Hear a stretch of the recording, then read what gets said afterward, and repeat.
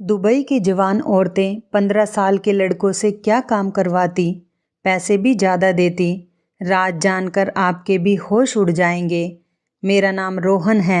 मुझे नहीं पता था कि एक दिन मेरी किस्मत मुझे किस मोड़ पर लेकर चली जाएगी। दुबई की रहने वाली औरतें 15 साल के नौकर रखकर उनको ज़्यादा सैलरी क्यों दिया करती थी।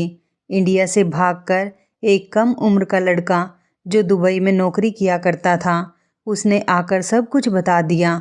इस लड़के की कहानी सुनकर आपके भी होश उड़ जाएंगे।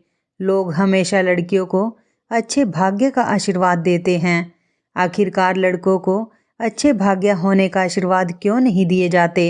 लड़कों को भी ज़्यादा प्यार, सम्मान और आशीर्वाद की ज़रूरत होती है जितनी कि लड़कियों को होती है। बदसूरती का ताना अगर किसी लड़की के दिल को जख्मी कर सकता है तो क्या कभी किसी ने ये सोचने की कोशिश की है वही ताना लड़कों का भी दिल दुखा देता है। मैंने जब से जन्म लिया था अपने हर तरफ गरीबी ही गरीबी देखी थी। घर में मेरे पिताजी अकेले ही कमाने वाले थे और बाकी लोग बैठकर खाने वाले। परेशानी तो ये थी कि मैं अपने पिताजी का इकलौता बेटा था और मेरी बाकी की 8 बहनें थीं और मैं सबसे बड़ा था। सारी बहनें मुझसे छोटी थी और पूरी 8 बहनों का मैं इकलौता भाई था। कहते हैं कि घर का बड़ा बेटा घर का जिम्मेदार होता है और बेटा ही अपने पिता का सीना गर्व से चौड़ा कर जाता है। माता पिता सोचते हैं कि यही हमारा सहारा बनेगा, लेकिन मेरा हिसाब थोड़ा अलग था। मेरे घर में सब लोग बिल्कुल ठीक थे, खूबसूरती में, समझदारी में और हाइट हेल्थ में, मगर मैं ही ना जाने किस पर चला गया था। मेरी हाइट बचपन से ही बहुत छोटी रह गई थी, सेहत भी बहुत कम थी। मैं देखने में बिल्कुल 14-15 साल का बच्चा लगता था, हालांकि मेरी उम्र 25 साल होने वाली थी। लोग बचपन से ही मेरी सेहत और हाइट कम होने की वजह से मेरा मजाक बनाया करते थे।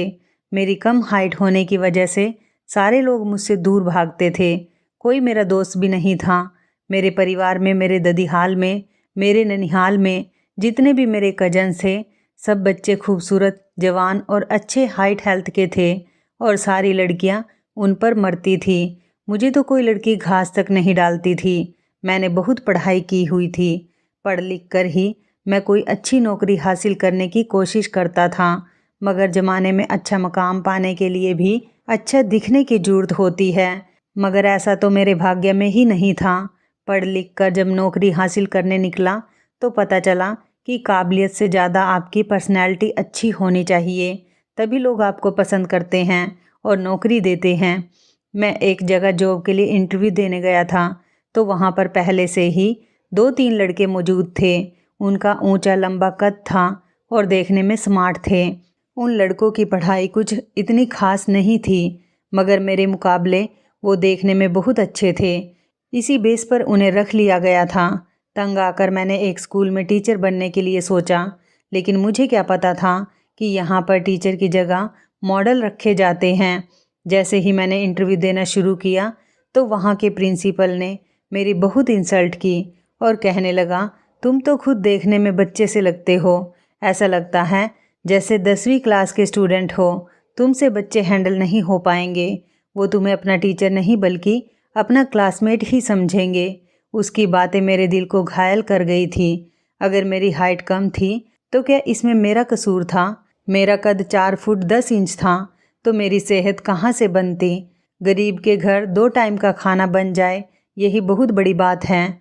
दूध, अंडे, फल, सब्जियाँ ऐसी चीज़ें कहाँ से लाए? अपनी इंसल्ट पर मुझे बहुत रोना आ रहा था। मैं अपनी फाइल में अपना मुंह छुपाकर वहाँ से बाहर निकल आया था और आकर बाहर सड़क के किनारे बैठ गया। सब लोग रास्ते से आ जा रहे थे, लेकिन किसी का ध्यान ज़्यादा मुझ पर नहीं जा रहा था। मैं वहाँ पर बैठकर रो रहा था और रो रो कर अपने दिल को हल्का करना चाहता था। मुझे भगवान से शिकायत होने लगी थी कि उसने मुझे ऐसा क्यों बनाया था। क्या हो जाता अगर वो मुझे भी दूसरे लोगों की तरह अच्छा, स्मार्ट और अच्छी हेल्थ हाइट वाला बना देता तो मेरी ऐसे इंसल्ट तो नहीं होती। लोग मुझे कहीं भी किसी के भी सामने बेइज्जत कर दिया करते थे। मैं घर में जब अपना मुंह लटका कर जाता था और उनको ये पता चलता था कि मुझे नौकरी नहीं मिली तो उनका मुंह लटक जाता था और उनकी आंखों में आंसू आ जाते थे, क्योंकि मेरे पिता भी अब बूढ़े हो रहे थे। उनका इकलौता सहारा मैं ही था। मैं अपनी शर्मिंदगी की वजह से अपने पिता से आंखें नहीं मिला पाता था। सड़क के किनारे बैठा हुआ अपनी आंखों पर हाथ रखकर रो रहा था और अपनी किस्मत को बुरी तरह से कोस रहा था, जिसने मेरे भाग्य में सिर्फ आंसू ही लिख दिए थे। लोगों का कहना है कि मर्द रोता नहीं है, मगर लोगों को क्या पता कि मर्द को भी दर्द होता है। वो भी अपनी किस्मत के बुरा होने पर रोता है, लेकिन सबके सामने नहीं रोता। मैं भी छुप छुप कर रो रहा था ताकि मेरी इज्जत रह सके। मैं लोगों के सामने रोकर अपनी फिर से बेइज्जती करवाना नहीं चाहता था। अभी मैं वहाँ पर बैठा अपने आंसू पोंछ ही रहा था कि मैंने एक आदमी को अपनी तरफ आते हुए देखा। मेरे पास आकर उसने बड़े प्यार भरे शब्दों में पूछा। वह मेरे करीब आकर कहने लगा, क्या हुआ है बेटा, क्यों रो रहे हो? क्या स्कूल के टीचर ने तुम्हारी पिटाई की है या फिर कोई और बात है? वो शायद मुझे स्कूल में पढ़ने वाला बच्चा समझ रहा था। ज़्यादातर लोग मुझे बच्चा ही समझा करते थे, क्योंकि मेरी हाइट हेल्थ ही ऐसी थी। उसके ऐसा बोलने पर मैं भड़क उठा था और गुस्से से कहने लगा, जी हाँ, मैं 9th क्लास में पढ़ता हूँ और स्कूल के एक टीचर ने मेरी पिटाई की है, क्योंकि मेरे पास फीस देने के लिए पैसे नहीं थे। ये बात थी, बस सुन लिया। मैंने अपनी फाइल उठाई और कदम बढ़ाते हुए आगे की तरफ चलने लगा। जो भी हो, वो मुझे बच्चा समझ लेता है। क्या मेरी शक्ल इतनी गई गुजरी है कि सब मुझे बच्चा समझ लेते हैं और जिसके जो मुंह में आता है वो कह देता है? ये आदमी मुझे ऐसा भी तो कह सकता था कि क्या हुआ भाई, क्यों परेशान बैठे हो? मैं तो गुस्से में वहाँ से उठकर चला जा रहा था। तभी अचानक उस आदमी ने मुझे आवाज़ लगाई और मेरे कदम रुक गए थे। उसने बात ही ऐसी कही थी। जी, मैं फ़ौरन ही रुक गया था। उसने कहा था कि लो, मुझसे पैसे ले लो, तुम्हें कितने पैसों की ज़रूरत है, मैं दे देता हूँ। मैंने तो गुस्से में आकर कहा था कि मैं स्कूल में पढ़ने वाला स्टूडेंट हूँ, लेकिन वो तो मेरी बात को सच समझ बैठा था। अब शायद इंसानियत के नाते वो मेरी मदद करना चाह रहा था। मैं पलटकर उससे कुछ कहना चाहता था, मगर उसके बजाय मेरे मुंह से निकल गया कि लगभग 10,000 रुपये की ज़रूरत है। मुझे नहीं पता था ये सब मेरे मुंह से कैसे निकल गया था, मगर उस आदमी ने फ़ौरन ही अपने जेब से पर्स निकाला और अपने पर्स से 10,000 रुपये निकाल कर मेरे हाथ पर रख दिए और कहने लगा, मेरा घर यहीं से थोड़ी ही आगे है, मैं यहाँ से गुजर रहा था, तुम्हें रोता हुआ देखा तो सोचा कि पूछ लेता हूँ, न जाने ये क्यों रो रहा है। तुम्हें जब भी मदद की ज़रूरत हो तो तुम मुझे बता देना। वो तो ये बात कहकर चला गया था, लेकिन मैं शर्मिंदगी की वजह से अपनी नज़रें नहीं उठा पा रहा था। वो बेचारा तो मेरी मदद इसलिए कर रहा था क्योंकि उसे लगा कि मैं यहाँ का स्टूडेंट हूँ और मैं परेशान हूँ क्योंकि मेरे पास फ़ीस के पैसे नहीं हैं। अगर उसे पता चल जाता कि मैं एक 25 साल का लड़का हूँ जो अपनी पढ़ाई पूरी होने के बाद नौकरी की तलाश में घूम रहा हूँ, तो यकीनन उसका बिहेवियर मेरे साथ कुछ और ही होता। पैसे लेकर घर गया तो मेरी माँ बहुत खुश हुई थी और जल्दी से घर में खाना बनाने के लिए कुछ सामान लेने चली गई थी। मुझे बड़ा बुरा सा फील हो रहा था कि मैंने किसी से गलत तरीके से मदद ली। अगले दिन फिर से वही आदमी मुझे दोबारा उसी रास्ते पर मिल गया था। उसे देखकर मेरा दिल करने लगा कि मैं उसे सच बता दूं, मगर सच जानने के बाद उसके बिहेवियर के बारे में सोचते हुए मैंने अपने इस इरादे को अपने दिल से निकाल दिया था। वो मुझे देखकर कहने लगा, लड़के, अगर तुम किसी नौकरी की तलाश में हो तो मैं तुम्हें नौकरी दिलवा सकता हूँ। मैं जानता हूँ तुम एक मजबूर लड़के हो और तुम्हें नौकरी की ज़रूरत है। मैंने चौंक कर उनकी तरफ देखा और हैरत से उनके करीब जाकर कहने लगा, इसका मतलब यह है कि आप जानते हो कि मैं स्कूल का स्टूडेंट नहीं हूँ। वो बड़ा हैरान होकर कहने लगा, हाँ, मुझे समझ आ गया था, क्योंकि तुम्हारे कंधों पर स्कूल बैग नहीं था बल्कि तुम्हारे हाथ में इंटरव्यू की फ़ाइल थी। मैंने शॉक्ड होकर उनसे पूछा, सब कुछ जानते हुए भी आपने मेरी मदद क्यों की? वो कहने लगा, कल मैं तुम्हारे काम आ गया था, हो सकता है कि आने वाले कल में तुम भी मेरे काम आ जाओ। मैंने कहा, क्या मतलब है आपका? मैं आपके किस तरह से काम आ सकता हूँ? वो कहने लगा, मतलब को छोड़ो, ये बताओ तुम नौकरी की तलाश कर रहे हो ना? मैंने कहा, जी, मैं हर काम करने के लिए तैयार हूँ, जैसा काम आप मुझे दिलवा दोगे मैं वैसा ही काम कर लूँगा। वो आदमी कहने लगा कि मेरा नाम अनूप है और मैं एक ऑटो रिक्शा वाला हूँ। मेरा एक दोस्त है, उसने मुझे बताया था कि उसे दुबई में काम करने के लिए लड़कों की ज़रूरत है और ऑटो की कमाई से मेरा घर परिवार तो अच्छा चल रहा है, लेकिन ऑटो को ख़रीदने के लिए भी पैसे होने चाहिए। तुम्हारे पास तो शायद अपना ऑटो ख़रीदने के लिए भी पैसे नहीं होंगे, इसलिए मैंने सोचा कि तुम्हें इस दुबई वाली नौकरी के बारे में बता दूं। मेरा दोस्त तुम्हें अपने साथ लेकर जाएगा, बल्कि वहाँ पर तुम्हें काम भी दिलवा देगा और तुम्हारे जाने के खर्चे की जिम्मेदारी भी वही उठाएगा। उस आदमी की यह बात सुनकर तो मैं बहुत खुश हो गया। उसने बताया कि लेकिन एक शर्त है। मैंने खुश होते हुए पूछा कि कैसी शर्त है। मैं अपने मन ही मन सोचने लगा कि कोई ऐसे बैठे बिठाए दुबई जाने का मौका मिल रहा हो तो कोई पागल ही हो सकता है जो इनकार करेगा। हिंदुस्तान में रहने वाले ज़्यादातर लोग चाहते हैं कि वो विदेश में जाकर काम करें। मेरा भी यही इरादा था, क्योंकि मैं देख चुका था कि हमारी पूरी रिश्तेदारी में जितने भी लड़के विदेश में काम करने के लिए गए थे वो सब के सब काफ़ी अमीर हो चुके हैं और उनके परिवार वाले भी हिंदुस्तान में रहकर अच्छी ज़िंदगी गुजार रहे हैं। 2-3 बार मैंने अपने पिताजी से विदेश काम करने के बारे में जाने के लिए पूछा था, तो उन्होंने मुझसे कहा था कि बेटा, बाहर जाने के लिए बहुत पैसे लगते हैं और पैसे तो हमारे पास घर में खाना खाने के लिए भी नहीं हैं। इन हालात में तुम्हें बाहर भेजने के लिए पैसे हमारे पास कहाँ से आएंगे। मुझे तो पता ही नहीं था कि एक दिन मेरी किस्मत मुझे बैठे बिठाए दुबई जाने का ऑफ़र दे देगी। लेकिन उस आदमी ने जो मुझे शर्त बताई थी उसे सुनकर मेरे पैरों तले से ज़मीन निकल गई थी। वो शर्त ही ऐसी थी कि उसे सुनकर मैंने फ़ौरन ही कह दिया था कि नहीं भैया, मैं ऐसी शर्त को कभी एक्सेप्ट नहीं कर सकता जो मेरे करने की ही ना हो। उस आदमी की शर्त ये थी कि मुझे अपनी पहचान छुपानी होगी। जब मैंने इस बात का मतलब पूछा तो वो कहने लगा कि तुम दुबई में जाकर अच्छी कमाई कर सकते हो, जिससे तुम्हारी ज़िंदगी बदल कर रह जाएगी और तुम्हारे घर के हालात भी बहुत अच्छे हो जाएंगे अगर तुम वहाँ जाकर अपनी उम्र 15 साल बताओ तो। लेकिन किसी को ये बात पता नहीं चले कि तुम्हारी उम्र 25 साल है और तुम एक मैच्योर लड़के हो, वरना तुम्हें वहाँ पर नौकरी नहीं मिलेगी। लेकिन अगर तुम खुद को 15 साल का लड़का बताओगे तो वहाँ तुम्हें ऐसी शानदार नौकरी मिलेगी जिससे तुम्हारे घर वाले भी ऐश की ज़िंदगी गुजारेंगे और तुम भी। वो ना जाने मेरे आगे ऐसी शर्त क्यों रख रहा था। ये बात ठीक थी कि मेरी हेल्थ और हाइट ऐसी ही थी। मैं सच में 14-15 साल का लड़का लगता था, मगर बात ये भी तो थी कि इतने छोटे लड़के को भला नौकरी कौन दे सकता है। मैंने कहा मुझे थोड़ा सोचने का टाइम तो दो, मैं अपनी फैमिली से परमिशन लेने के बाद ही कोई जवाब दे सकता हूँ। उसके बाद मैं अपने घर चला आया था।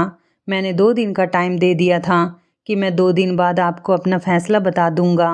लेकिन यहाँ इंडिया में तो मेरा कोई फ्यूचर ही नहीं था। मुझसे छोटी एक बहन 23 साल की थी और दूसरी बहन 22 साल की थी। मुझे उनकी भी शादियाँ करनी थी। सारी बहनों की शादी की जिम्मेदारी मेरे सर पर ही थी। मेरी बहनों का रिश्ता भी नहीं हो पा रहा था, क्योंकि लोगों को पता था कि मैं अपनी बहनों को ज़्यादा दहेज नहीं दे सकूँगा। उनकी उम्र शादी की हो रही थी। मैं अपनी बहनों से बड़ा था, लेकिन मेरी शादी की तो दूर दूर तक उम्मीद ही नहीं थी। इसलिए पहले मुझे अपनी बहनों की शादी के बारे में सोचना था। घर के हालातों को देखकर मैंने फ़ैसला कर लिया था कि जैसा वो आदमी कह रहा है मैं वैसा ही कर लूँगा।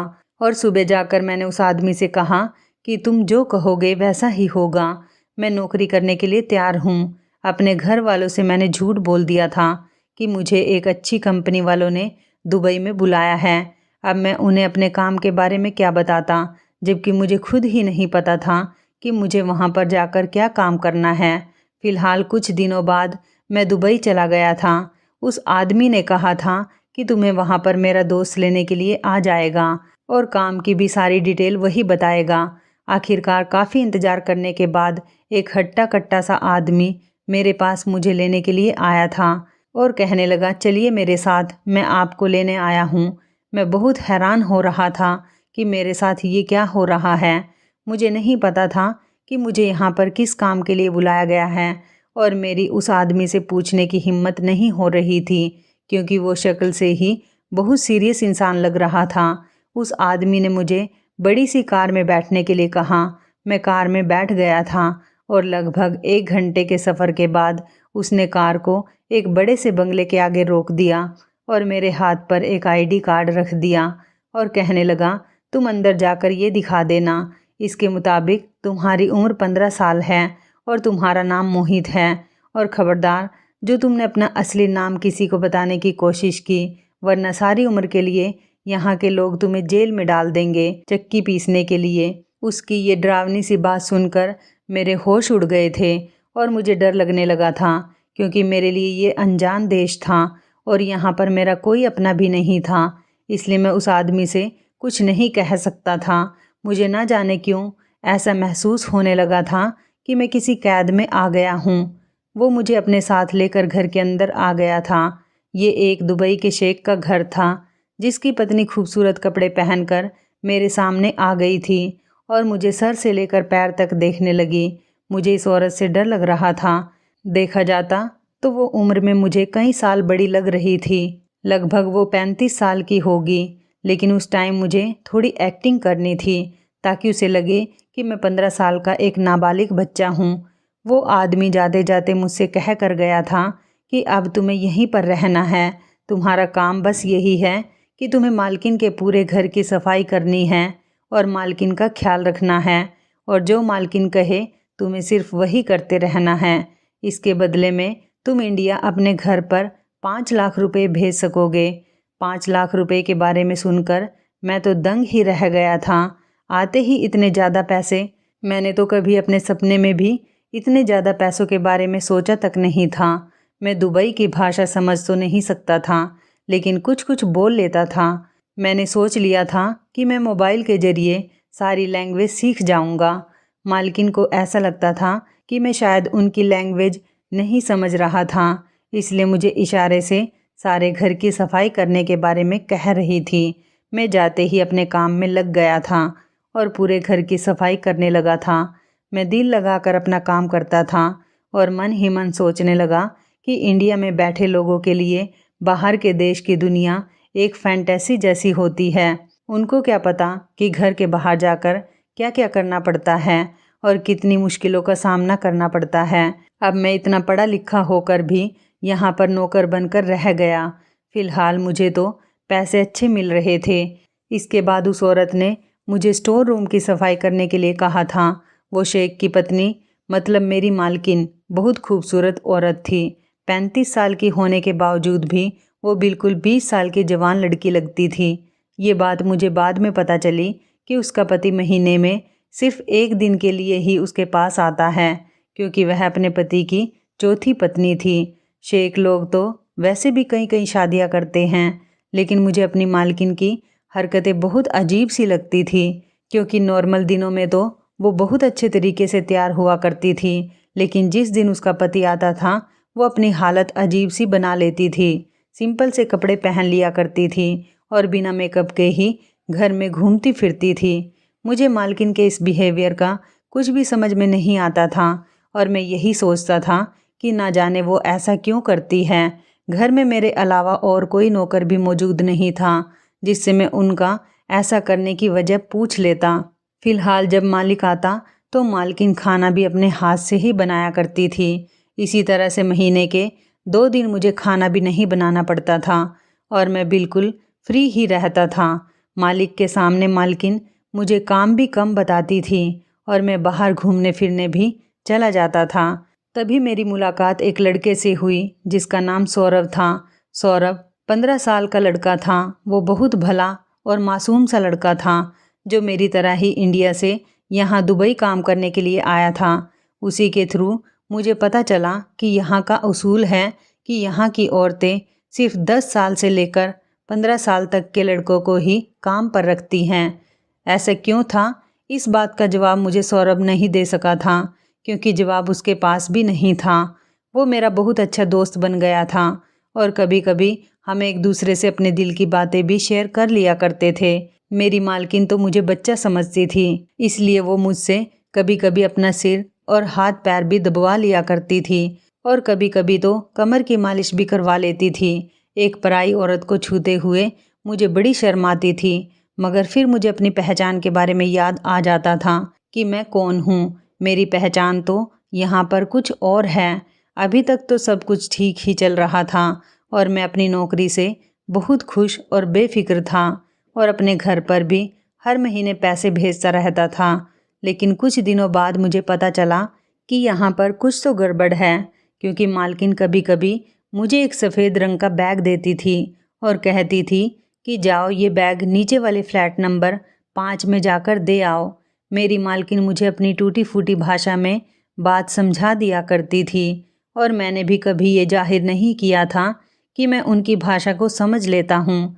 मुझे ये जानने की पड़ी रहती थी कि आखिर इस सफ़ेद रंग के बैग में क्या होता है, मगर जाहिर सी बात है मैं इस बारे में अपनी मालकिन से नहीं पूछ सकता था।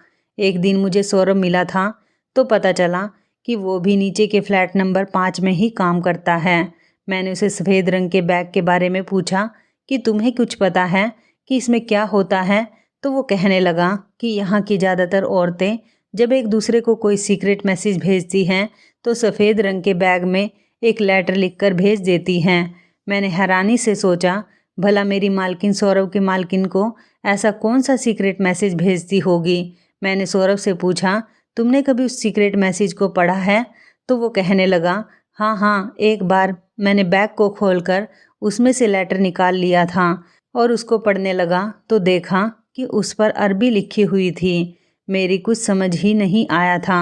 मैंने उससे कहा, अगली बार जब तुम्हें मौका मिले तो तुम उस लेटर की फ़ोटो खींच लेना। सौरभ राजी हो गया था। मैं अपनी मालकिन के घर वापस आ गया था। मालकिन ने जब मुझे सैलरी दी तो मेरी खुशी के ठिकाने ही नहीं रहे थे। मैंने फ़ौरन सबसे पहले पैसे इंडिया भेज दिए थे।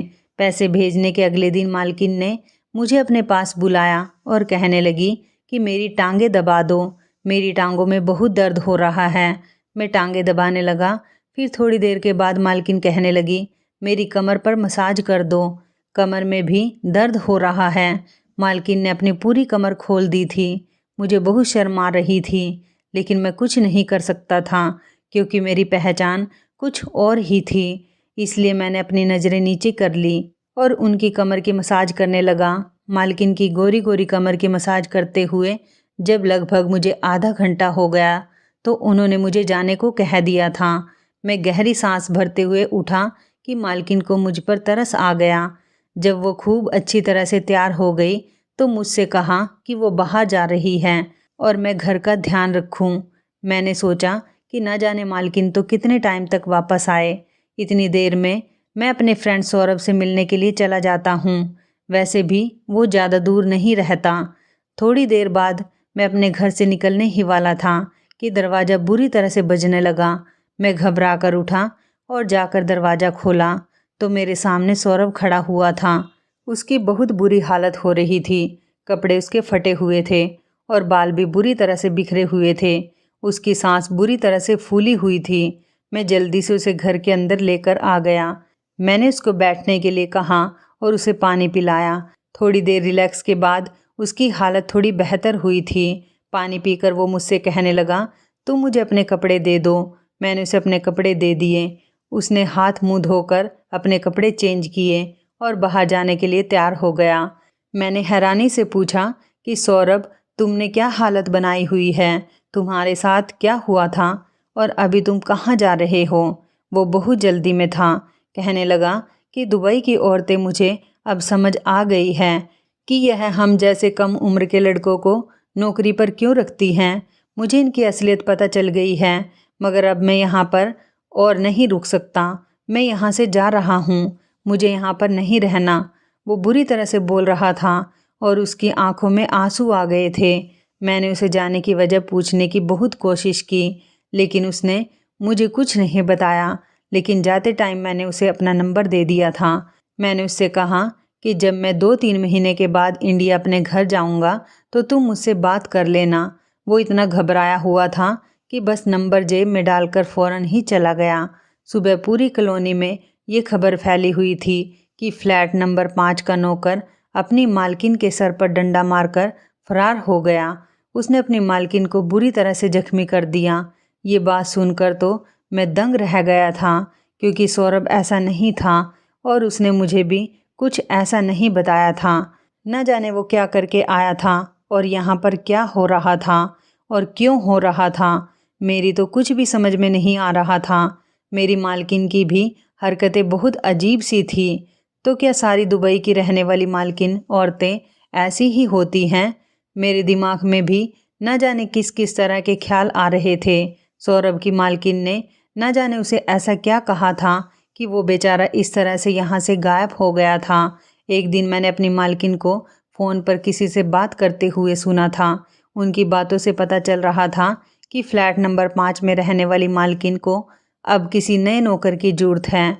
शाम को जब साहब आ गए, मेरी किस्मत बुरी थी ये कुछ और। साहब अपनी पत्नी को अपने साथ घुमाने के लिए कहीं दूर लेकर जाना चाहते थे। उनका ट्रिप लगभग 1 हफ्ते का था।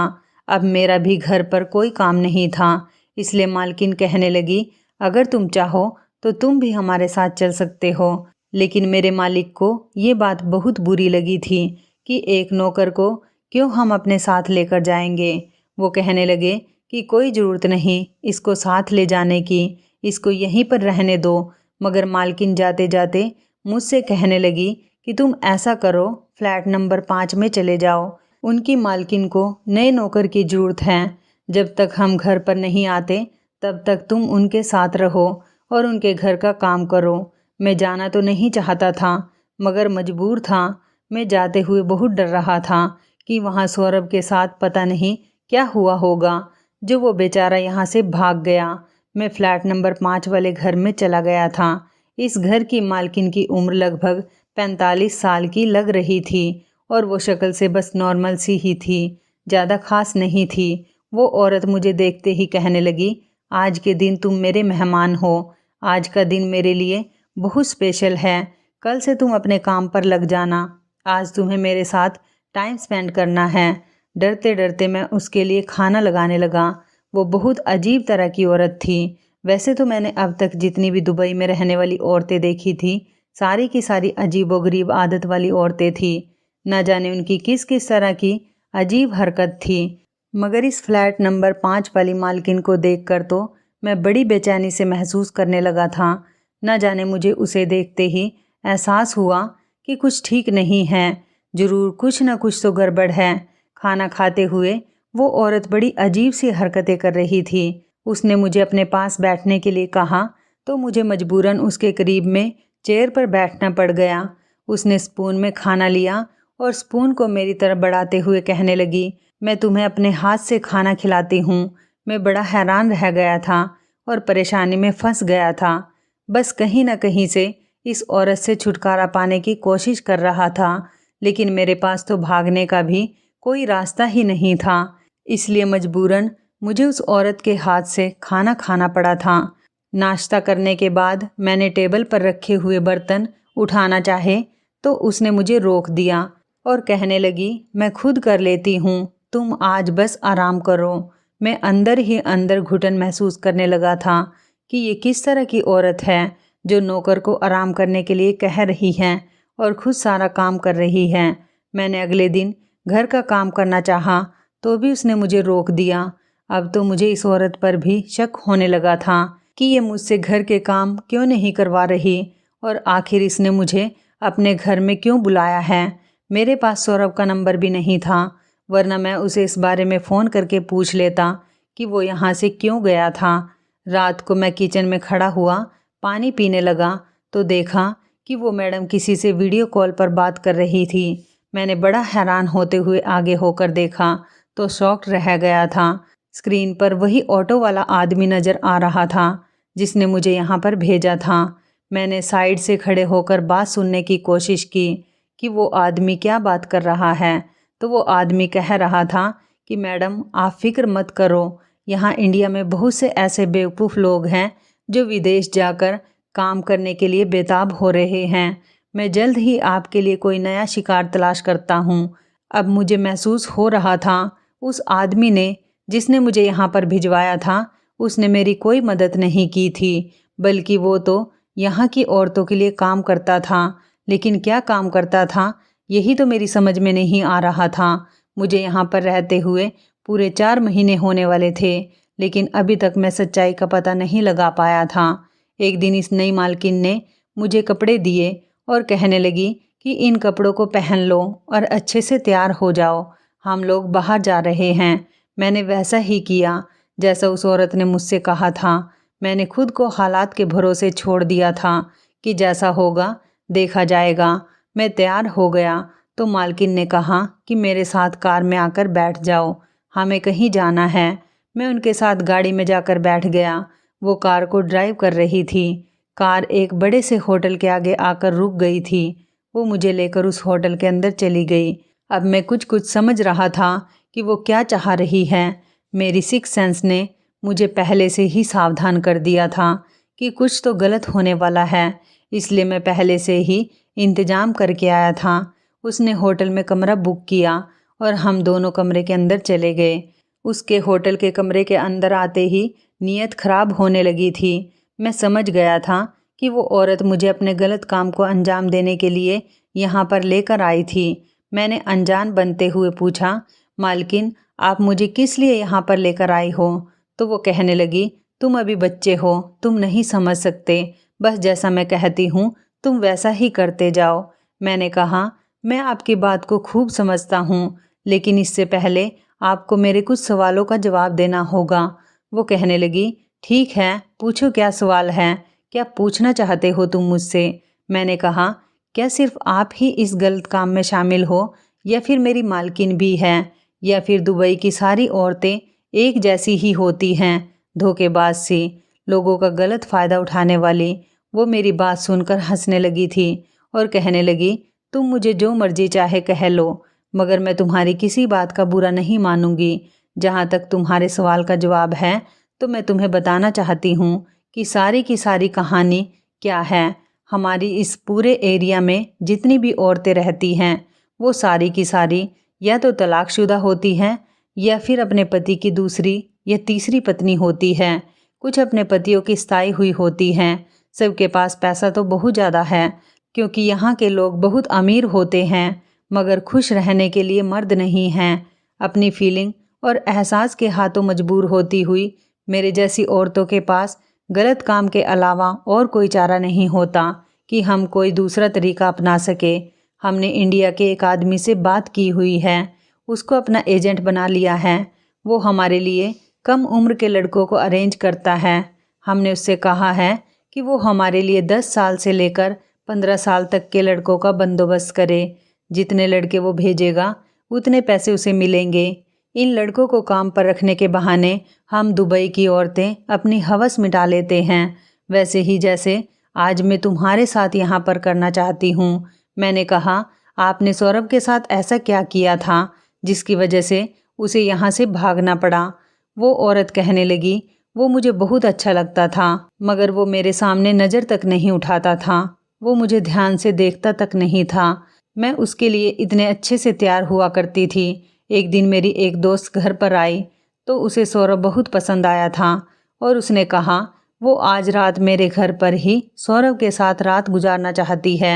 इस बात के बारे में सौरभ को पता हो गया और वो हमारी ड्रिंक में बेहोशी की दवाई मिलाकर यहाँ से फरार हो गया।